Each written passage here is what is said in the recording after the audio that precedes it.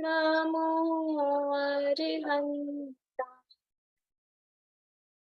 नमो सिद्धाणं, नमो आयर्याणं, नमो वचाय, नमो युवे सवसाहम्। एसो पंच नमो यारो सब पावपणासनो मंगलाणं च सर्वेसिं परमं होहि मंगलम् परमं होहि।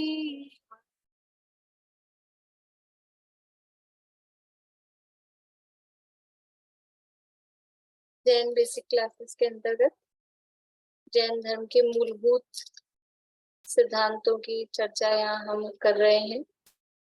जैन दर्शन को समझने के लिए जिन मूलभूत बातों को समझना आवश्यक है उनको हम डॉक्टर हुकुमचंद जी भारीला द्वारा रचित भागवत पाठमालाओं और वितराज्ञान पाठमालाओं के आधार पे देख रहे हैं। तो यहाँ हमारी वितराज्ञान पाठमाला भाग 2 के आधार पर चर्चा चल रही है और उसमें पाठ 7 है अहिंसा नामक। पाठ की चर्चा काफी कुछ इतनी हो चुकी है और ये जो पाठ किसके आधार पर लिखा गया है, ये अहिंसा नामक पाठ जो हमने चर्चा की है किस ग्रंथ के किस आचार्य के आधार पर ये चर्चा चल रही है? बोलिए कांता आंटी। आचार्य अमृत चंद्र। बढ़िया, अमृत चंद्राचार्य। ग्रंथ कौन सा है? चलिए बढ़िया बताया आपने। ग्रंथ कौन सा है? हाँ सुमन जी। पुरुषार्थ सिद्धि उपाय। बढ़िया, अमृत चंद्राचार्य का पुरुषार्थ सिद्धि उपाय नामक ग्रंथ है और उसमें हिंसा का बहुत ही सुंदर विस्तृत विवेचन किया गया है। अनेक प्रकार से हिंसा का वर्णन यहाँ किया गया है। उसके आधार पर यहाँ चर्चा की गई है। हिंसा किसे कहा है और अहिंसा किसे कहा है? हिंसा किसे कहा और अहिंसा किसे कहा? रोजान आत्मा में मोह राग द्वेष भावों की उत्पत्ति ही हिंसा है और उत्पन्न नहीं होना ही अहिंसा है। बढ़िया, मोह राग द्वेष भावों की उत्पत्ति होना ही हिंसा है। वो हिंसा का मतलब है घात होना। हिंसा का मतलब ये होता है ना, घात होना। तो घात हो रहा है, मोह राग द्वेष भावों के उत्पन्न होने से किसका घात हो रहा है? कि स्वयं का घात हो रहा है। ये मोह राग द्वेष भावों के उत्पन्न होने से स्वयं का घात हो रहा है। इसलिए वास्तविक हिंसा तो वही है कि आत्मा में मोह राग द्वेष भाव उत्पन्न हुए तो ये हिंसा हो गई। और अहिंसा क्या है? हिंसा का अपोजिट अहिंसा है। आत्मा में मोह राग द्वेष भाव उत्पन्न नहीं हुए उसका नाम अहिंसा है। यही वास्तव में क्या है? पूरे जिनागम का सार, जिनागम का संक्षेप सार क्या है कि मोह राग द्वेष भावों की उत्पत्ति होना हिंसा है और इन भावों की उत्पत्ति नहीं होना अहिंसा है। यही जिनागम का सार है। तो इससे हमको क्या फायदा है? ये जो जिनागम का सार बताया, हमको तो कुछ सार ही नहीं लग रहा कि जो अहिंसा को परम धर्म कहा जाता है, अहिंसा का पालन करो, अहिंसा सर्वोत्कृष्ट धर्म है। तो वो कौन सा धर्म सर्वोत्कृष्ट है? धर्म की प्राप्ति, धर्म की उत्पत्ति कैसे होगी? यह सच्चा धर्म क्या है कि आत्मा में मोह राग द्वेष भाव उत्पन्न नहीं होना, यही सच्चा धर्म है। और अगर आत्मा में मोह राग द्वेष भाव उत्पन्न हो रहे हैं और धर्म के नाम पे कुछ भी कर रहे हैं तो वो सच्चा धर्म नहीं है। ये समझना, जब तक मोह राग द्वेष भाव उत्पन्न होते हैं तब तक सच्चा धर्म नहीं है। ये इससे समझ में आता है। तो अपने को धर्म की प्राप्ति हो, सच्चे धर्म की प्राप्ति हो, उसके लिए यहाँ ये हिंसा और अहिंसा की निश्चय रूप से परिभाषा है यहाँ बताई गई। फिर हमने और काफी प्रकरण देखा था कि पर वस्तु के कारण हिंसा होती है या नहीं होती। पर वस्तु के कारण हिंसा होती है या नहीं होती, क्या जवाब है? बोलिए वर्षा जी। नहीं होती है। नहीं होती, पर वस्तु के कारण हिंसा नहीं होती। तो फिर पर वस्तु के त्याग की बात ही क्यों की जाती है कि हिंसा होती है तो ये जमीकंद छोड़ो, ये बाजार का भोजन छोड़ो, या कहीं ये जाना आना चौमासे में अधिक इधर उधर जाना आना ये छोड़ो। जब पर वस्तु के कारण हिंसा हो ही नहीं रही है तो फिर पर वस्तु के त्याग की बात क्यों की जाती? प्रश्न समझ में आ रहा है कविता जी? समझ में आ रही है बात? जब पर वस्तु के कारण हिंसा होती नहीं है, क्योंकि हिंसा तो आत्मा में मोह राग द्वेष भावों की उत्पत्ति होना है, वो हिंसा है। किसी पर वस्तु के कारण तो हिंसा होती नहीं है। तो पर वस्तु के कारण हिंसा नहीं होती तो जिनवाणी में ऐसे उपदेश है कि नहीं है, इसको छोड़ो उसको छोड़ो, गृहस्थी छोड़ो और ये छोड़ो वो छोड़ो, ये सब दुनिया भर की चरणानुयोग की जितनी भी बातें हैं, ये सब बातें क्यों कही गई है? ये पर वस्तु के त्याग की चर्चा क्यों की गई? हाँ, कौन बताएंगे? आशा आंटी बोलेंगे? भूमिका के अनुसार है सब चीजें। नहीं नहीं, यहाँ श्लोक से अपन ने बात की थी। बोले सुनीता आंटी। पर में इष्ट और बुद्धि रखनी वो हिंसा है, जैसे प्राणी मरे या ना मरे, ये वाला। बोले वर्षा जी बोले। यहाँ पर हम लोग ने वो आचार्य का बताया हुआ श्लोक बोला था, सूक्ष्मापि न खलु हिंसा परवस्तु निबंधना भवति पुंस, हिंसा यतन निवृत्ति परिणाम विशुद्धि तदपि कार्य। बढ़िया। तो क्या जवाब है? जवाब क्या है कि ये इन सबका त्याग करने को क्यों कहा? इन सबका त्याग करने को कहा है अपनी परिणाम विशुद्धि के लिए। ये बाहर की पर वस्तु से सूक्ष्म भी हिंसा नहीं होती है यद्यपि, लेकिन फिर भी रंच मात्र भी हिंसा पर वस्तु के कारण नहीं हो रही है, लेकिन फिर भी अपने परिणामों की विशुद्धि के लिए ये पर वस्तु का त्याग कार्य करना चाहिए। ये लिखा है करना चाहिए। चरणानुयोग की भाषा कौन सी होती है? चाहिए वाली भाषा होती है चरणानुयोग में, ऐसा करना चाहिए, ये चरणानुयोग की भाषा है। तो यद्यपि पर वस्तु के कारण कोई हिंसा का संबंध नहीं है, लेकिन हमारे परिणाम निमित्त नैमित्तिक संबंध इनसे होता है, तो परिणामों की विशुद्धि के लिए उनका त्याग करना चाहिए। ये कौन सी वाली बुक है? मेरे पास है ही नहीं।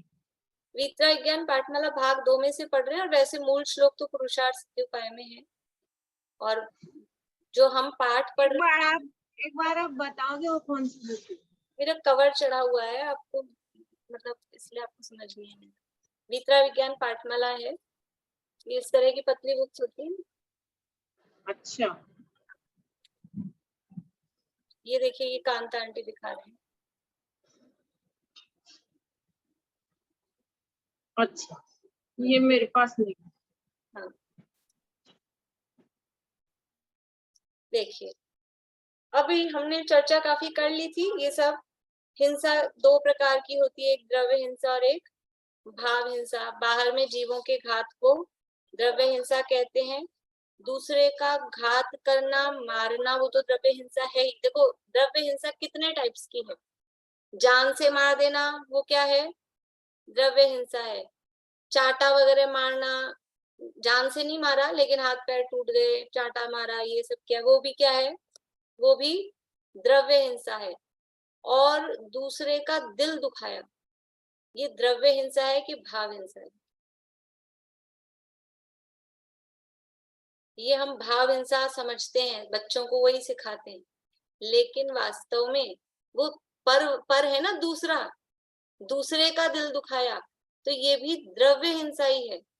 भाव हिंसा क्या है? निश्चय में भाव हिंसा है ये अपने अंदर में जो मोहरा दूसरे के दिल दुखाने का भाव वो भाव हिंसा है। दूसरे का दिल दुखाया वो तो द्रव्य हिंसा ही है, क्योंकि वो परद्रव्य के साथ हो रहा है ना वो तो काम। तो दूसरे को जान से मार दिया वो द्रव्य हिंसा, दूसरे को जान से नहीं मारा लेकिन हाथ पैर तोड़ दिए, चांटे वगैरह लगा दिए, वो भी द्रव्य हिंसा। लेकिन हाथ पैर भी नहीं तोड़े, चांटे भी नहीं लगाए, पर उसको अपशब्द कहे, गाली बोली, उसका दिल दुखाया, वो भी द्रव्य हिंसा ही है।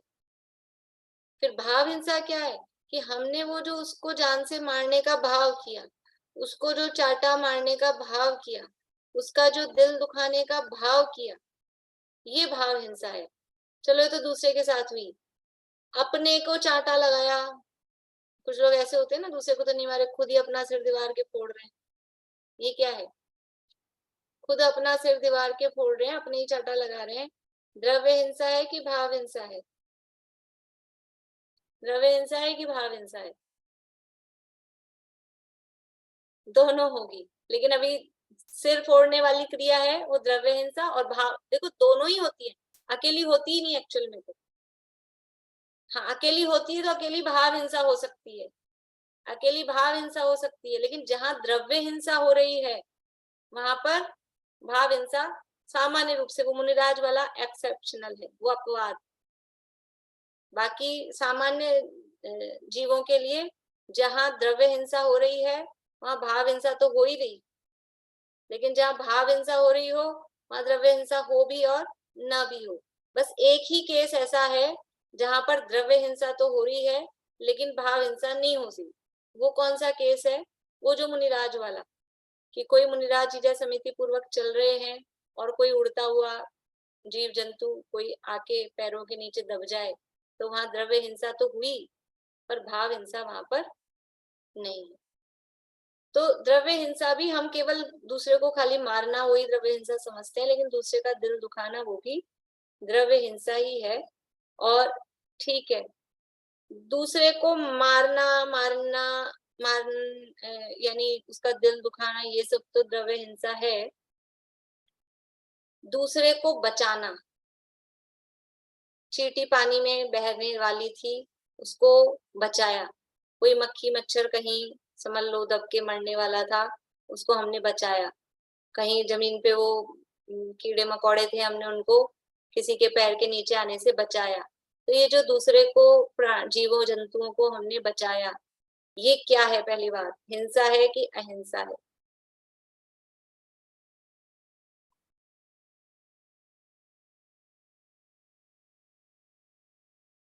अहिंसा बता रहे हैं। दूसरे को हमने बचाया, ये अहिंसा। देखो अभी अपन अमृतचंद्राचार्य के हिसाब से चल रहे हैं, हम दुनिया के हिसाब से नहीं चल रहे हैं। तो ये जो दूसरे को बचाया, तो भाव आए बिना ही बचा लिया। भाव आया ना कि ये बीच में चल रहा है, इसको साइड में कर दें, किसी के पैर के नीचे नहीं दब जाए, ये पानी में डूब रहा है, इसको जरा निकाल लें, ये मर नहीं जाए। तो ये जो बचाने का भाव आया, बचाने की तो क्रिया है, क्रिया का तो कोई खास मतलब है नहीं, लेकिन ये जो हमको उसको बचाने का भाव आया, ये बचाने का भाव हिंसा है कि अहिंसा है? हिंसा है, शुभ भाव। क्यों? क्योंकि ये भी राग भाव है, और राग भाव की उत्पत्ति आत्मा में हो गई तो हिंसा होगी कि अहिंसा होगी? वो भी हिंसा है। तो यहाँ तो कह रहे हैं मारने का भाव तो हिंसा है ही, बचाने का भाव भी हिंसा ही है। अब वो क्रिया है, क्रिया का पुण्य, पुण्य पाप का अंतर उसमें पड़ेगा, लेकिन पुण्य और पाप दोनों संसार ही है, दोनों कर्म ही है, धर्म नहीं है। यहाँ अहिंसा धर्म की बात चल रही है, अहिंसा परमो धर्म, यहाँ धर्म की बात चल रही है। और चाहे पुण्य भाव हो चाहे पाप भाव हो, वो दोनों कैसे हैं? वो कर्म है, चाहे पुण्य बन रहा हो चाहे पाप बन रहा हो, वो दोनों क्या है? कर्म बन रहे हैं। इसलिए धर्म की अपेक्षा से बात करेंगे तो मारने का भाव तो हिंसा अधर्म है ही, बचाने का भाव भी वो भी हिंसा ही है, वो भी धर्म नहीं है। तो फिर नहीं बचाएं किसी को, मरता हो तो मरने दो। बचाने का भाव भी हिंसा है, तो हम तो बचाने। देखो अब इसलिए अभी स्टोक देश में एक श्लोक आने वाला है, अपन आगे बढ़ेंगे ना तो एक श्लोक आएगा इस संदर्भ में, इस उपदेश में, कि ये देखो, ये उपदेश कभी भी नीचे गिरने के लिए नहीं दिया जाता है। कभी भी कोई बच्चा निमोली खाता हो वहां खड़ा होके, पेड़ में से निमोली, निमोली समझते, नीम के पेड़ की जो होती है निमोली, कड़वी, तो कोई वो खाता हो तो कोई उसको कहे, घर वाला कोई व्यक्ति समझ लो उसके पिताजी देख के कहें क्या निमोली खाता है, उसको देख के कहें तू क्या ये निमोली खाता है, तो वो क्या जवाब दे, निमोली नहीं खाऊं तो क्या जहर खाऊं, निमोली नहीं खाऊं तो क्या जहर खाऊं। अरे तो तुझे निमोली छोड़ने को कह रहे हैं तो जहर खाने को कहेंगे क्या? तो निमोली क्यों खा रहा है? अपने घर में अच्छे आम रखे हैं, लड्डू पेड़ा बर्फी रखे हैं, वो खा, निमोली क्यों खा रहा है? तो निमोली के लिए मना कर रहे हैं तो जहर खाने का उपदेश नहीं देंगे। निमोली के लिए मना कर रहे हैं तो तू मिष्टान खा, उसका उपदेश दे रहे हैं। ऐसे ही जहां शुभ भाव, बचाने का भाव भी हिंसा है ये कह रहे हैं, तो तुम अब मरता हो तो मरने दो और हिंसा में लग जाओ, ये तो उपदेश, ये तो जहर है। हिंसा में, हिंसा करना, बाहर में दूसरे को वो मरता छोड़ना, वो तो जहर है। यहाँ तो कह रहे हैं बचाने का भाव भी आत्मा का घात कर रहा है, ये निमोली है, तो तुम ये जहर तो पहले ही छुड़ा दिया। इस शुभ भाव रूप निमोली को भी छोड़ के जो आत्मा में अंदर लड्डू पेड़ा बर्फी मिष्टान ये स्वाद अंदर आता है, ऐसा उसका स्वाद लो, आत्मा के आनंद का स्वाद लो, सच्चे धर्म को प्राप्त करो। इसलिए जब ये कह रहे हैं कि शुभ भाव भी हिंसा है, बचाने का भाव भी हिंसा है, तो इसका मतलब ये नहीं है कि अब हम तो बचाने का भाव ही ना करें, वो तो आएगा ही आएगा। अशुभ से बचने के लिए देखो शुद्ध नहीं हो रहा है, शुद्ध नहीं हो रहा है और अशुभ में हमको जाना नहीं है, तो फिर क्या होगा? बीच में शुभ तो रहेगा ही रहेगा, और जब तक शुद्ध तक नहीं पहुंच रहा है तब तक शुभ में ही रहना। ये स्टोपदेश में श्लोक है, कहीं हमको वेट करना है किसी का, सुना भी होगा आप लोगों ने पहले कभी। हमने टाइम सेट कर लिया कहीं सबको इकट्ठे होके चलना है, तो हमको वेट करना है कि अपने मंदिर के बाहर सब इकट्ठे होके चलेंगे कहीं, समझ लो यात्रा पे, तो हमको वेट करना है। और गर्मी के दिन है, धूप आ रही है बहुत तेज, तो क्या करें? धूप में खड़े रहकर वेट करें कि छाया में खड़े रहकर वेट करें? कहाँ खड़े होके वेट करें? छाया में खड़े होकर वेट करना अच्छा है धूप में खड़े होने से। तो पुण्य, पाप तो है धूप और पुण्य है छाया, और अपने को पहुंचना है मोक्ष में, हमको कहीं जाना है, हमको समझ लीजिए कहीं भी यात्रा के लिए जहाँ जाना है, जो भी अपनी जगह है वहां हमको जाना है, तो हम पाप की धूप में खड़े रहें कि पुण्य की छाया में खड़े रहें? तो जब तक अपनी जगह नहीं पहुंच रहे, संसार में वेट करना है, तब तक वो पुण्य की छाया, वो वहां लिखा है वरम, वो श्रेष्ठ है, वरम शब्द दिया उसके लिए वहां श्लोक में। तो इसलिए यहाँ पर पाप में जाने का उपदेश नहीं है कि वो बचाने का भाव भी हिंसा है ये कह के कोई उल्टा ग्रहण कर ले, पाप में जाने का उपदेश नहीं है, उपदेश ऊंचा आगे बढ़ने के लिए दिया जाता है, तो उसको भी छोड़कर अपने आत्म स्वभाव को प्राप्त करने का यहाँ उपदेश दिया है। जब तक हमको सम्यक दर्शन प्राप्त नहीं होता तो शुद्धता वाली बात तो है ही नहीं, नहीं तो तब तक तो इस भूमिका में शुभ ही हमारे लिए एक तरह से अच्छा है। अच्छा है तो बोलने में अगर भले मान लो अच्छा बोले, सम्यक दर्शन होने में, बोलने में भले ही हम अच्छा बोले, लेकिन ये अच्छा है और इतना करके ही हमको अपनी मंजिल मिल गई ये नहीं मानना, ये हाँ, इसमें संतुष्ट नहीं होना। अभी हमको अपनी मंजिल नहीं मिली है ये मान के रहना। कोई सोचे अब छाया में तो खड़े हो ही गए, अच्छी बात है, तो छाया में ही खड़े रह जाओगे, तो जहाँ अपने को यात्रा जाना है, मान लो महावीर जी जाना है, तो यहीं रह जाओगे आप छाया के चक्कर में, और तो सब बैठ के बस में बैठ के चले जाएंगे और आप यहीं रह जाओगे। तो ऐसे वो जब तक नहीं है तब तक ठीक है, लेकिन ये मेरा अंतिम लक्ष्य नहीं है, ये मेरी मंजिल नहीं है, ये ध्यान रखना, संतुष्ट नहीं होना, अभी मुझे इससे आगे बढ़ना है, ये हमेशा ध्यान रखना। बोलिए रेणु जी। मैम आपने कहा था कि एक बार की शुद्ध जो शुद्ध भाव है उसके पहले शुभ भाव होंगे, शुभ भाव के बिना शुद्ध भाव नहीं हो सकते हैं। पाप को बुद्धिपूर्वक छुड़ाया जाएगा, फिर शुभ में आएगा, फिर शुभ से वो शुद्ध बनेगा। हाँ। तो यहाँ पे फिर जो पुण्य को हिंसा कहा है वो एक पक्ष के हिसाब से गलत भी है। गलत नहीं है। पुण्य को, ये जो शुभ भाव को हिंसा कह रहे हैं, वो इसी यही कह रहे हैं ना कि वो धर्म नहीं है। जो जब जब जो आप कह रहे हो पुण्य, पाप से अशुभ से शुभ में आएगा और शुभ से शुद्ध में जाएगा, तो अशुभ को तो बुद्धिपूर्वक छोड़ा जाता है, छुड़ाया जाएगा, और शुभ भी छूटता है। तो छूटता तो है ना।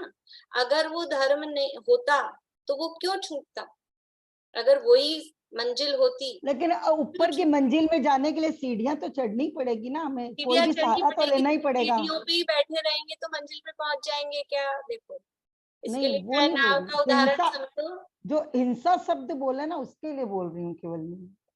देखो, आप तो हिंसा कह रहे हो, अपने समय सार में और भी ग्रंथों में पुण्य और पाप में उसका नाम दिया अधिकार। पुण्य पाप एकत्व, पुण्य पाप अधिकार। पुण्य भी पाप है, पुण्य भी पाप है। पाप किसे कहते हैं? जो पतित करे वह पाप। पाप की परिभाषा है व्युत्पत्ति संस्कृत से। जो पतित करे वो पाप। कहाँ से पतित करे? अपने स्वरूप से जो हमको पतित यानी च्युत कर दे, अपने स्वरूप से हटा दे। तो पाप जो है, जिसे हम पाप कहते हैं, अशुभ भाव, वो तो हमें अपने स्वरूप से हटा ही रहा है। लेकिन ये जो शुभ भाव है, पुण्य भाव है, ये क्या हमें स्वरूप में रख रहा है? ये भी तो स्वरूप से च्युत ही कर रहा है। इसलिए ये पुण्य भी पाप है। योगसार में गाथा है 71 नंबर की।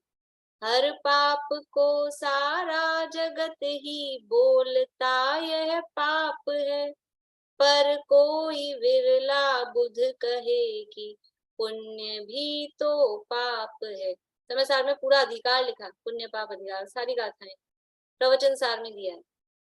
पुण्य पाप में अंतर नहीं है, जो न माने बात ये। क्या कह रहे हैं? पुण्य और पाप में अंतर नहीं है, यानी एक है। अंतर नहीं है मतलब ये दोनों एक हैं।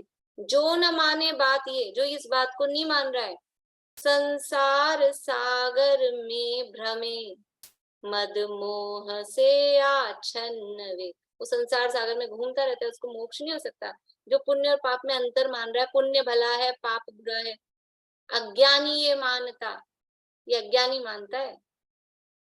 इसलिए दोनों को एक मानना ही पड़ेगा। वो चल रहा है, चलेगा, वो अलग बात है, लेकिन मान्यता की बात चल रही है, श्रद्धान की बात चल रही है। मोक्ष मार्ग में श्रद्धान का बड़ा महत्व है, बड़ा महत्व है श्रद्धान का। देखिए, तो इस प्रकार से ये हिंसा अहिंसा के संबंध में ये चर्चा अपन ने की थी। अब मुझे यहाँ इसमें नहीं है पाठ में, लेकिन थोड़ी सी चर्चा, इसीलिए मैंने एक क्लास आज और रखी है कि 4 प्रकार की हिंसा की बात, जो बाहर में अब द्रव्य हिंसा की बात है, ये तो निश्चय वाली सारी बात अपनी हुई। द्रव्य हिंसा बाहर में जो होती है वो 4 प्रकार की हिंसा होती है। कौन कौन सी 4 प्रकार की होती है? संकल्पी हिंसा, आरंभी हिंसा, उद्योगी हिंसा और विरोधी हिंसा। ये 4 प्रकार की हिंसा होती है।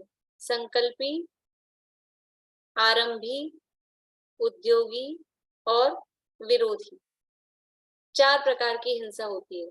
तो संकल्पी हिंसा का मतलब क्या है कि इरादा पूर्वक, संकल्प पूर्वक। और संकल्प का मतलब क्या है? देखो, संकल्प का मतलब अपन जो समझे कि हम किसी को मारने के लिए उठ के तैयार होके जाएं कि मुझे इसको मारना है, वो तो है ही संकल्प। जैसे कि हमने अपने घर में वो लगा दी, मच्छर बहुत हो रहे हैं, ऑल आउट गुड नाइट, वो लगा दी, तो ये क्या है? ये तो संकल्प ही हिंसा है। हमने चला के लगाई है कि वो मर जाए, इसके लिए वो रैकेट वैकेट कुछ जो भी है वो ले आए, कीटनाशक दवाई जो भी होती है, हिट विट, वो छिड़क दी, मच्छर बहुत हो रहे हैं तो सबको खत्म कर दो। तो वो तो है संकल्पी, संकल्प पूर्वक, वो तो है ही संकल्पी। लेकिन हमने कोई कीटनाशक नहीं डाला, हमने कोई ऑल आउट नहीं लगाई, लेकिन गलती से हमारे हाथ से, पैर से, हमारे क्रियाकलाप से मक्खी मच्छर कोई मर गया, तो वो तो संकल्पी हिंसा नहीं हुई ना। वो तो संकल्पी हिंसा नहीं हुई। देखो यहाँ संकल्प का मतलब है कि मिथ्यात्व सहित, संकल्प का मतलब क्या है कि जो जीव मिथ्यात्व सहित है उसके जीवन में संकल्प पूर्वक हिंसा है, क्योंकि वो अंदर में उसने हिंसा में हे बुद्धि उसको नहीं है, हिंसा का अंदर से श्रद्धान में त्याग नहीं है, उसको हिंसा अहिंसा का ये स्वरूप ख्याल में नहीं है। आत्मा में मोहराग द्वेष भावों की उत्पत्ति होना हिंसा है, और ये मोहराग द्वेष के भाव ये हैं, छोड़ने योग्य हैं। ये श्रद्धान जिसको नहीं है तो उसको अंदर में हिंसा का संकल्प हमेशा चल रहा है। बाहर में हिंसा नहीं करता हुआ भी बाहर में मुनिव्रत धारण करके बैठा है, और कोई चमड़ी उधेड़ के नमक मिर्च डाल दे तो हिंसा करना, दूसरे को मारना वारना, गाली बोलना, वो तो बहुत दूर, उसके प्रति भाव भी नहीं आ रहा, अंदर आंख की कोर भी लाल नहीं हो रही, फिर भी वो मिथ्या दृष्टि है, तो संकल्पी हिंसा उसके जीवन में हो रही है। तो मिथ्यात्व सहित जो भी परिणति है, मिथ्यात्व सहित जो भी भाव हो रहे हैं, वो सब संकल्पी हिंसा है। तो संकल्पी हिंसा सामान्य रूप से परिभाषा उसकी वही कहते हैं, इरादा पूर्वक जो की गई हिंसा होती है वो संकल्पी हिंसा कहलाती है। लेकिन यहाँ इरादा का मतलब है अभिप्राय, और हमारे अंदर से यदि हिंसा का अभिप्राय नहीं गया, अभिप्राय का मतलब वही श्रद्धान मान्यता, हमने उसको जो असली हिंसा है मोहराग द्वेष भाव उसको हिंसा नहीं माना, तो जो भी काम हो रहा है वो इरादा पूर्वक ही हो रहा है, वो संकल्प पूर्वक ही हो रहा है। तो ये संकल्पी हिंसा मिथ्या दृष्टि अज्ञानी के जीवन में चारों ही प्रकार की हिंसा हो, जिसके जीवन में संकल्पी हिंसा है उसके जीवन में चारों ही हिंसा है। तो फिर सम्यक दृष्टि ज्ञानी के जीवन में, कि सम्यक दृष्टि ज्ञानी के जीवन में संकल्पी हिंसा नहीं होती, हिंसा का त्यागी होता है, संकल्पी हिंसा नहीं होती, क्योंकि मिथ्यात्व का अभाव हो गया है। बाकी की तीन हिंसा, द्रव्य हिंसा की बात चल रही है, बाकी की तीन हिंसा आरंभी, उद्योगी और विरोधी, ये तीन हिंसा सम्यक दृष्टि ज्ञानी के जीवन में भी होती है, हो सकती है। चला के आगे होकर किसी को मारने जाएगा वो बात नहीं है। तो ऐसा सामान्य अर्थ भी ले हम संकल्प का, तो ऐसा सामान्य संकल्पी हिंसा उसके जीवन में इरादा पूर्वक किसी को कि मैं इसको मारूं जबरदस्ती, वो उसके जीवन में नहीं होती है। लेकिन आरंभी हिंसा किसे कहते हैं? आरंभी हिंसा, आरंभ का मतलब क्या होता है? आरंभ यानी भारती आंटी, आरंभ यानी परिग्रह का नहीं, परिग्रह नहीं मतलब आरंभ, परिग्रह से तो बहु आरंभ परिग्रहत्वम, आरंभ के साथ परिग्रह जुड़ता है, आरंभ का अर्थ परिग्रह नहीं, मतलब बहुत रखना, मतलब इधर उधर सब नहीं दीदी, पाप कार्य से नहीं कर, पाप कार्य नहीं करता है। आरंभ का अर्थ बोलिए आप तो उसका बता रहे हैं, सही है आपका, बस उसको आरंभ का अर्थ बता दीजिए उसमें। सावध्य। हाँ, आरंभ यानी सावध्य, सावध्य यानी पाप, ठीक है ना। आरंभ का मतलब है जिसमें पाप होता हो, हिंसा होती हो मुख्य रूप से, वो कहलाता है आरंभ। जिन कामों में पाप होता हो, तो कौन से आप हिंसा की तो बात कर रहे हो और आरंभी हिंसा कह रहे हो, तो कुछ काम ऐसे होते हैं घर गृहस्थी में कि जिन कामों में हिंसा होती है, हम मतलब उन कामों से हम बच नहीं सकते, वो गृहस्थ के लिए जरूरी है, और उन कामों में हिंसा होती है, जैसे कि भोजन बनाना। तो भोजन बनाने में स्थावर जीवों का घात से बच नहीं सकते हैं। पानी काम में लेंगे तो जल का एक जीव, अग्नि जलाएंगे तो अग्नि का एक जीव, वनस्पति आदि अनाज ये काम में लेंगे तो वनस्पति का एक जीव, पृथ्वी का एक जीव, और हवा आदि भी ऑक्सीजन चाहिए ही चाहिए अग्नि जलने के लिए भी, तो हवा आदि भी, तो वायु का एक जीव। तो ये 5 स्थावर जीवों की हिंसा से बच नहीं पाते। तो भले ही हम बहुत सावधानी पूर्वक बना रहे हैं, मर्यादा की वस्तुएं काम में ले रहे हैं, बिल्कुल और अभक्ष्य वगैरह कुछ नहीं है, तो भी ये भोजन बनाने में आरंभ होता ही है। घर गृहस्थी में रहेंगे, भोजन बनाएंगे, फिर बर्तन मंजेंगे, साफ सफाई करेंगे, झाड़ू बुहारी करेंगे, झाड़ू लगाएंगे तो हिंसा होगी कि नहीं होगी कि नहीं साहब हम एक भी चींटी नहीं मारते, बिल्कुल देख के एक भी चींटी आ जाए तो उसको बिल्कुल सावधानी से सुरक्षित स्थान पे छोड़ते हैं, पोछा भी एकदम प्रासुक पानी का, उबले हुए पानी का हम पोछा लगाते हैं। कुछ भी करो, पानी तो काम में ले रहे हो। और वो भले ही हम चींटी को बचा रहे झाड़ू लगाने में, तो भी वो झाड़ा बुहारी होने में और भी जीव इतने ऐसे होते हैं जो हमको दिखते नहीं। ये तो मोटे मोटे चींटी वीटी ये दिखती हैं, बाकी सूक्ष्म त्रस्त जीव भी होते हैं जो हमको दिखते नहीं। तो उसमें हिंसा तो होती है, और स्थावर जीवों की हिंसा से तो बच ही नहीं रहे ना, झाड़ू भी लगा रहे हैं तो वायु का एक, और अन्य जीवों की हिंसा उसमें होती ही है। तो ये आरंभ के काम कहलाते हैं। घर गृहस्थी में जो काम करते हैं हम, ये आरंभ के काम कहलाते हैं। उद्योगी हिंसा क्या होती है? उद्योग का मतलब है व्यापार धंधा। व्यापार धंधा, तो कोई भी व्यापार धंधा करेंगे तो हिंसा के बिना कोई काम नहीं हो सकता। तो फिर क्या करें, हिंसा के बिना कोई, हम तो कोई शराब की दुकान नहीं, कोई मांस की दुकान हो जब तो हिंसा हो। हमारे तो कपड़े की दुकान है, तो कपड़े की दुकान है तो भी कपड़ा बन रहा है, तो कैसे बनेगा? वो कपास रुई कहाँ से आई, कैसे बनी, उसका डेप्थ में जाएंगे हम तो वो। और फिर फैक्ट्री है, फैक्ट्री में बन रहा है, कलर हो रहा है, ये सारी जो भी प्रोसेसिंग हो रही है, तो उन सब कामों में हिंसा अनिवार्य है। और फिर थोड़ा बहुत व्यापार धंधे में, बोल चाल में, इसमें समझ लो भाव हिंसा रूप, वो सब उसमें होगी ही होगी। तो कोई भी व्यापार करें कि नहीं साहब हम तो ज्वेलरी का काम करते हैं, कोई रंगना वंगना नहीं है, प्योर स्टोन होता है और उसका काम करते हैं। तो वो जो स्टोन भी, पहली बात वो स्टोन है वो पृथ्वी का एक है कि नहीं? वो जो स्टोन पत्थर आ रहा है वो कहीं ना कहीं खान में से, पहाड़ में से आता है, तो वो पृथ्वी का एक है। सोना चांदी धातुएं वो सब खान में से आती हैं, वो सब पृथ्वी का एक है। फिर वो आप जैसे खान में से निकाल लाते हो वैसे दुकान में लाके बेच देते हैं क्या शोरूम? ज्वेलरी के कौन खरीदेगा उसको? उसमें पूरी प्रोसेसिंग होती है, वो रफ बोलते हैं उसको, रफ आई है। और सोने का नाम है स्वर्ण पाषाण, वो मिट्टी जैसा होता है सोना, उसको बहुत प्यूरिफाई किया जाता है। तो कैसे करते हैं कि अग्नि में तपाते हैं, तो अग्नि का ही जीवों की हिंसा होगी कि नहीं होगी? और ऐसे ही सोने के डले थोड़ी ना बिकेंगे, उसके जेवर गहने बनेंगे, तो उसमें कुछ ना कुछ प्रक्रिया, वो सब अग्नि आदि का संयोग उसमें होता ही है। तो बिना हिंसा के कोई भी, ये तो हमने सबसे शुद्ध व्यापार लिए जो सबसे मिनिमम हिंसा वाले हैं। कपड़े का काम और ये हीरा जवाहरात सोना चांदी का काम है, सबसे मिनिमम हिंसा का काम है। इसके अलावा तो समझ लो और जो भी कोई काम होते हैं तो वो उत्तरोत्तर हिंसा हिंसा उन व्यापार धंधों में।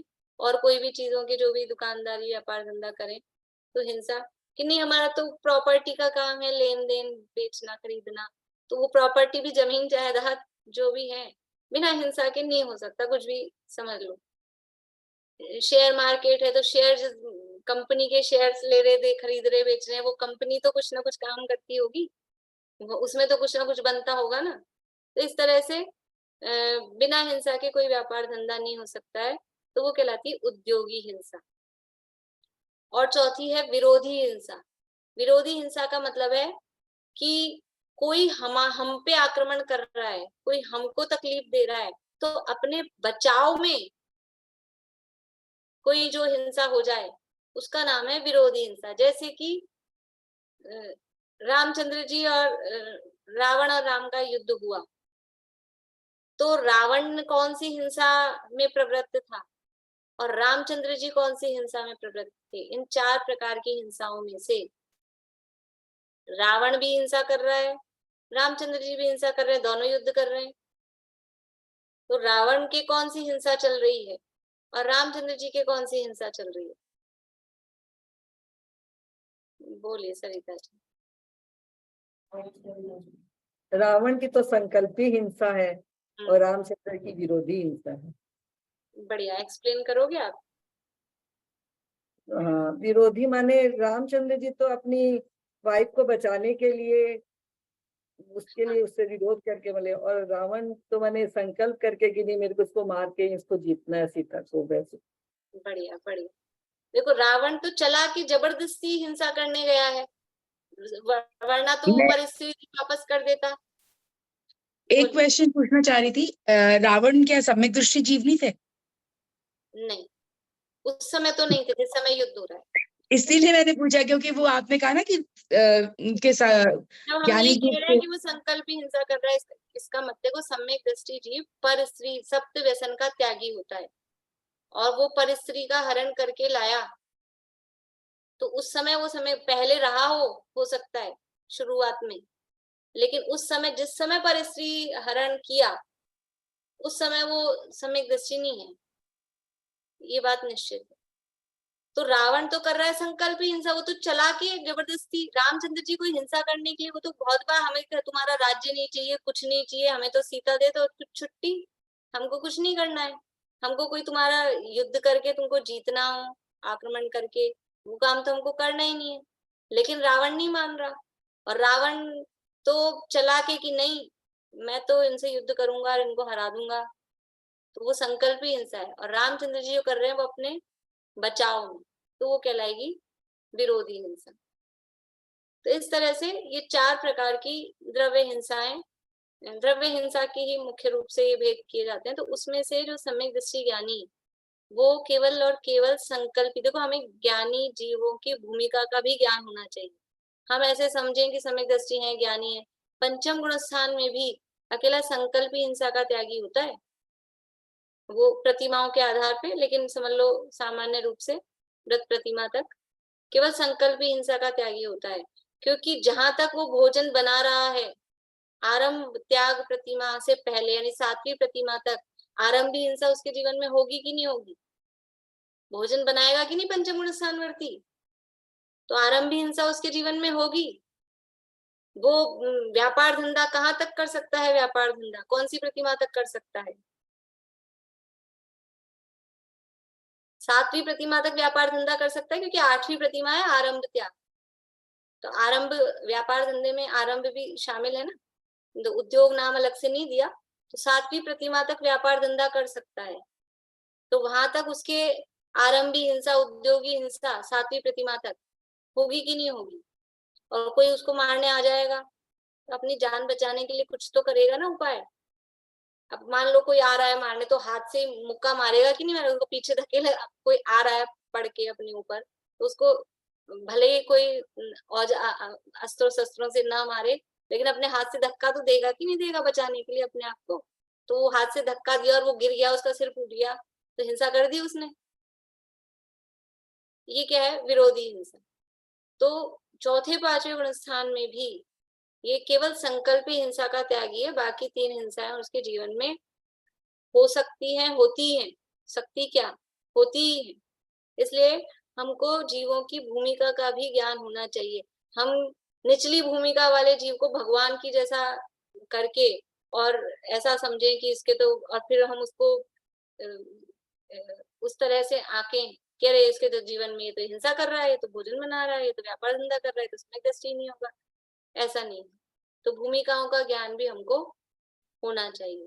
और असली जो हिंसा है वो निश्चय परक स्वरूप को हमने शुरू में देखा ही है। बोलिए रेणु जी। मैम जैसे जो माता जी होती है वो तो 5वें गुण स्थान वर्ती होती है, 5वें गुण माता रहता जी है 5वें गुण स्थानवर्ती होती है, लेकिन माता जी 11वीं प्रतिमाधारी होती प्रतिमा तो 11 होती है, लेकिन गुण स्थान उनका 5वां ही रहता है ना। हाँ। हाँ, तो फिर वो उनके फिर कितनी हिंसा रहेगी? आप उनके तो बताइए, अभी खाली अभी अपन ने 7वीं प्रतिमा तक ही देखी ना, उद्योगी और आरंभी, उसके हाँ, ऊपर तो है नहीं, तो उसके फिर ऊपर समझ लो वो अधिश क्या नाम माता जी को तो उपचार से महाव्रती कहते हैं, तो वो तो विरोधी हिंसा भी नहीं करेंगे। मुनिराज विरोधी हिंसा करते हैं क्या? मुनिराज के जीवन में हिंसा है क्या? षटकाय जीवन हनन ते विधि सब दरब हिंसा टरी, रागादि भाव निवारते हिंसा न भावित अवतरी। मुनिराज के जीवन में ना द्रव्य हिंसा है न भाव हिंसा है, किसी भी प्रकार से उद्योगी आरंभी संकल्पी विरोधी कोई सी भी हिंसा मुनिराज के जीवन में नहीं है। और माता जी यद्यपि पंचम गुण स्थानवर्ती है, लेकिन वो मुनिराज के ही लेवल पे हैं, तो विरोधी हिंसा भी उनके जीवन में नहीं होगी। मतलब उनको उपचार से महावृत्ति बोला जाता जाएगा मतलब। और विरोधी हिंसा तो समझ लीजिए कि 11वीं प्रतिमाधारी अलग शुल्लक भी होंगे ना, वो भी विरोधी हिंसा नहीं करेंगे। विरोधी हिंसा तो उनके भी जीवन में नहीं होगी अभी, इसीलिए तो मुनिराज के ऊपर उपसर्ग होता है। तो वो उपसर्ग दूर करना कोई बड़ी बात है क्या उनके लिए? मरा हुआ सांप डाला था, उठा के फेंक देते, क्या दिक्कत थी? मरा हुआ सांप ही तो डाला था सैनिक ने, खुद निकाल के फेंक देते कि नहीं, ये भी उनको भाव नहीं आता। चलो कोई मारने आया सामने से, वो स्यालनी खाने लगी मुनिराज को, तो वो तो जानवर था, उठ के भाग जाते, उसको डंडा लेके, जंगल में डंडे वंडे लकड़ी तो मिल ही जाती, मार के भगा देते, कर सकते थे ना। लेकिन विरोधी हिंसा के भी त्याग, मुनिराज सर्व प्रकार से हिंसा के त्यागी। तो जो अपन ने पंचम गुण स्थान की बात की, वो इसीलिए मैंने कहा प्रतिमाओं के आधार पे 7वीं प्रतिमा तक की बात वो समझना, उसके ऊपर यथायोग्य भूमिका अनुसार हिंसा का त्याग होता जाता है। इस प्रकार से ये हिंसा मीना चाची कुछ पूछना आपको? इस प्रकार हिंसा के संबंध में ये अपनी काफी चर्चा हो चुकी है। तो वास्तव में हम सच्ची अहिंसा को समझें। ये पाठ क्यों लिखा है कि ऐसे तो कोई हम हिंसा करते ही नहीं है, मोटी हिंसा, और संकल्पी हिंसा को समझे, विरोधी आरंभी उद्योगी हिंसा को समझे, तो हम भी यद्यपि सम्यक दृष्टि हो नहीं हो, लेकिन बुद्धि पूर्वक चला के तो संकल्पी हिंसा का त्यागी हमको होना ही चाहिए। तो जो कुछ इस तरह की हिंसा हमारे जीवन में होती है, ये मुख्य रूप से हिंसाएं होती है मक्खी मच्छर चींटियों के संबंध में, मुख्य रूप से। और तो अपन किसी जीव को ऐसी हिंसा तो अपन करते नहीं है, लेकिन मक्खी मच्छर चींटियों की ये संकल्पी हिंसा हमारे जीवन में हो ही जाती है। तो उसको भी हम बुद्धि पूर्वक ध्यान रख के उनकी हिंसा नहीं करें। बहुत बहुत बातें अभी समय अपना हो रहा है, अनाजों में जीव जंतु हो जाते हैं, तो हमने बिना उसको छाने, जीव निकाले बिना ही सीधे धूप में डाल दिया, ये संकल्पी हिंसा है। किसी भी अनाज को सोधे बिना, जीव उसमें से निकाले बिना सीधे धूप में डाल दिया, इतनी इतनी सी इलियां वो होती हैं, वो सब तेज धूप में, वो वहीं आप देखेंगे ना कभी थाली में जिसमें भी रखेंगे उसी में चिपक के मर जाएंगे। वो कोई इतना ऐसे तेज तो ना भाग पाती, वो बचने के लिए भागती है, कहाँ जाए, सब जगह धूप ही धूप है, मर जाती है। ऐसे जल जल के ऐसे दिखेंगे आपको जली हुई बिल्कुल। तो ये संकल्प ही हिंसा है, हमने चला के धूप में डाला उसको। तो हमारे जीवन में किस प्रकार से द्रव्य हिंसा, तो भाव हिंसा की तो बात अपन करके आए आगे पीछे, लेकिन अभी द्रव्य हिंसा हमारे जीवन में किस प्रकार से होती रहती है, तो उससे भी अपन, मैंने थोड़ा कहा है क्योंकि प्रकरण तो जितना लें उतना ही लंबा होता है, लेकिन थोड़े उदाहरण दिए तो ध्यान रखना इस चीज का कि कहाँ कहाँ हिंसा हो सकती है। जहां जहां गीलापन रहता है वहां वहां जीव जंतु उत्पन्न होते हैं। चौमासे में क्यों ज्यादा जीव जंतु उत्पन्न होते हैं, तो इस बात का विशेष ध्यान रखें कि कहीं भी अनाजों में सीम गीलापन न रहे और बर्तन भी सब सूखे रहे, गीले एक के अंदर एक गिलास डाल दिए, प्लेटें के ऊपर एक गीली रख दी, तो वो जब तक गीलापन रहेगा तब तक उसमें जीव होंगे। हमारे घरों में डोरमेट्स वगैरह होते हैं, अब उसके नीचे गीलापन हो गया, पोछा लगाया फिर डोरमेट तुरंत रख दिया तो वो नीचे से गीला हो गया, अब उसके नीचे जीव, बहुत मतलब छोटी छोटी बातें हैं। कहीं हमने धुलाई उलाई कर दी, अब कुछ सोफा रखा है, कोई पलंग रखा है, उसके नीचे पानी चला गया है, वो सूख नहीं पाया, अंदर कपड़ा लगा होता है, वो कपड़ा गीला हो गया, तो गीलेपन में अंदर ही अंदर फिर जीव पैदा हो जाते हैं। तो बहुत छोटी छोटी बातें घर गृहस्थी में, यद्यपि वो सब आरंभी हिंसा के अंतर्गत भी चली जाएंगी, लेकिन हमारी असावधानी से, हमने जो असावधानी पूर्वक ये काम किए हैं, तो वो संकल्प हिंसा में पहुंच जाएंगे। तो इन छोटी छोटी बातों का हम ध्यान रखें तो कोई बहुत बड़े काम नहीं है, हम हिंसा से बच सकते हैं। बोलिए स्वयं जी, बोलिए।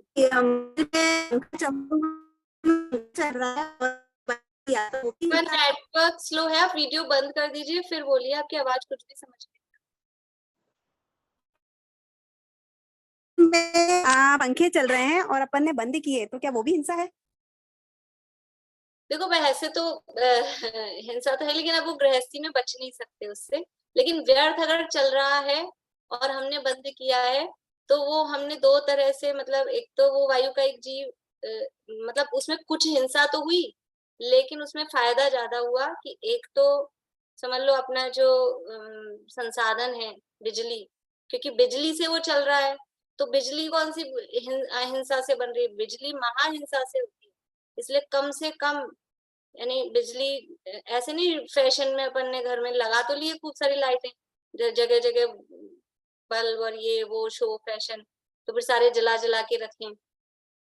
तो वो क्योंकि बिजली महाहिंसा से बनती है, पानी से जो बिजली बनती है वो बहुत ही बहुत, क्योंकि वो सारा, आप लोगों को पता होगा जैसे चंबल पावर वगैरह कोटा में है, तो वो पूरा का पूरा डैम पानी का वो उसको प्रोसेसिंग होती है, तो वो छनता है क्या पानी?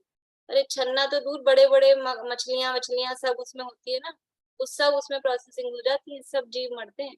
बहुत बहुत भयंकर हिंसा से बिजली बनती है। मैं तो ये सोचती हूँ वो काफी समझ लो अभी कॉस्टली पड़ते हैं, लेकिन सोलर पावर सबको यूज करना चाहिए। जो लोग सक्षम हो कर सकते हो, तो आजकल सोलर पैनल लग जाते हैं, तो सोलर बिजली वो शुद्ध है, अहिंसक है, उससे काम में लेना। और बाकी ये जो बिजली अपने घरों में आ रही है ये महाहिंसा से बनती है, तो अभी नहीं मान लो हम कुछ कर सकते हैं, तो उसका व्यर्थ का, अब रह भी नहीं सकते बिना पंखे के, तो व्यर्थ तो नहीं चलाएं, तो पंखा बंद किया है, तो इस रूप में हमने कुछ तो बचाया भी है, तो उसको हिंसा नहीं बोलेंगे। मतलब अब जो भी है, कुछ पाप भी है कुछ पुण्य भी है, दोनों मिक्स होके जिस भी तरह का हमारा भाव ये है बचाने का, तो पुण्य का बंध होगा, है तो सब बंध के ही काम। बोलिए आशा। अब जैसे ऐसे कहते हैं कि आपने उपयोग का सदुपयोग करो, दुरुपयोग नहीं। अब इस उपयोग का दुरुपयोग ही होता है, जबकि आप उपयोग करते हैं तो कैसे करो, हर चीज में इष्ट अनिष्ट राग द्वेष में ना तो कोई बात होती नहीं है, जैसे आपका उपयोग लगता ही उनमें, आप कैसे उसका दुरुपयोग नहीं करोगे? नहीं नहीं, दुरुपयोग क्यों, आप ज्ञाता दृष्टा कर ऐसे देखो, राग द्वेष क्यों, कोई जरूरी नहीं होता हर चीज में आप राग द्वेष करो। कोई अभी अरे राग, आप सुनिए, यहाँ इतने लोग जो आपको दिख रहे हैं, आपकी स्क्रीन पे 2-4 लोग दिख रहे होंगे ना आपको कुछ, अब ये कैसे बैठे हैं, वर्षा जी कैसे बैठे हैं, मीना चाची कैसे बैठे हैं, ये विनीता आंटी कैसे बैठे हैं, इनसे नहीं होता है। अरे नहीं, आप जिस तो आप बोल रहे हो ना हर चीज में, तो अब कहाँ हो रहा है आपको राग द्वेष? सब अपने अपने हिसाब से बैठे, ये कोई ऐसे बैठा है, कोई ऐसे बैठा है, कोई ऐसे, तो आपको कुछ हो रहा है? कुछ भी नहीं हो रहा है। तो बस ऐसे ही, मेरी सुनिए एक मिनट, ऐसे ही जो आपके परिकर के संबंध में, उसमें भी धीरे धीरे आप ये सोचिए ना, मैं मेरा बस मैं ही हूँ, थोड़ा विरक्ति का भाव वो अपने को अंदर से लाना पड़ेगा, अपने ज्ञाता दृष्टा स्वभाव पर, कि मैं तो ज्ञाता हूँ, पर से कुछ भी संबंध नहीं। मैं ज्ञानानंद स्वामी याद है ना आपको, तो उसके याद होने से काम नहीं, उसको विचारें, जब राग द्वेष हो रहे हो और आपको पकड़ में आ रहे हैं मेरे राग द्वेष हो रहे हैं, तो उसको देखिए, मैं ही मेरा करता धरता मुझ में पर का कुछ काम नहीं, मैं मुझ में रहने वाला हूँ, मैं कहाँ बाहर पर में जा रहा हूँ, पर में मेरा विश्राम नहीं। चलिए अभी मेरे समय बहुत ओवर हो गया, 8:15 में जाना है, 8:20 हो रहे हैं।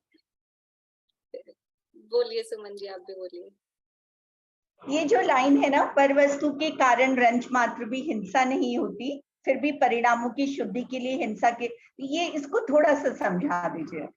आपने लेट ज्वाइन किया था क्या? मतलब लास्ट क्लास को नहीं किया था, थोड़ा अभी सा। आज की क्लास में तो शुरू में चला है।